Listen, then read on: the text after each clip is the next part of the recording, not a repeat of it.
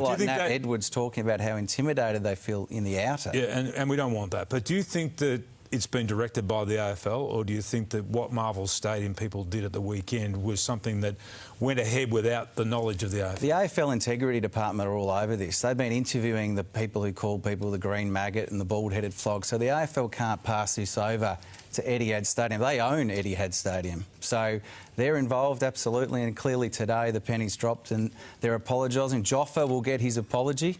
Mick, they're in a bit of a lose-lose situation. Yeah. We had a few blues at the start of the year, a few too many. One's, I'd love to see bigger bans for people who throw a punch at the footy. No place in the...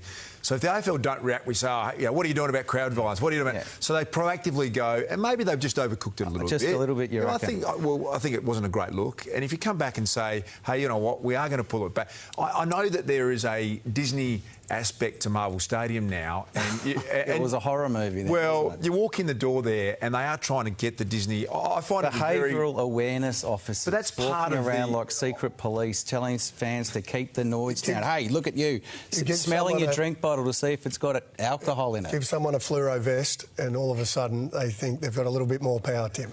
That's true, but I'm with Darcy a bit here because on radio about a month ago we took calls on this about how people felt about going to the football, and I was horrified to listen to what people had to say about how they felt intimidated when they went to the football. They didn't feel unsafe by other patrons, but people around them, how their kids were being abused, all sorts of things. Okay, so the AFL acts, they're gone too far with this, whether or not it was in consultation with Marvel Stadium people or not.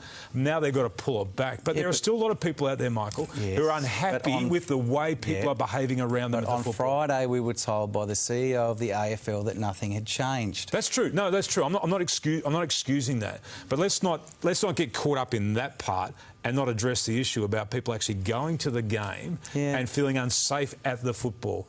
And you don't want people to feel that way, do we? I mean, we don't want people to feel that way. That Hawthorn cheer squad member being spoken to like that led the Channel 7 News. When was the last time you guys sat in the outer?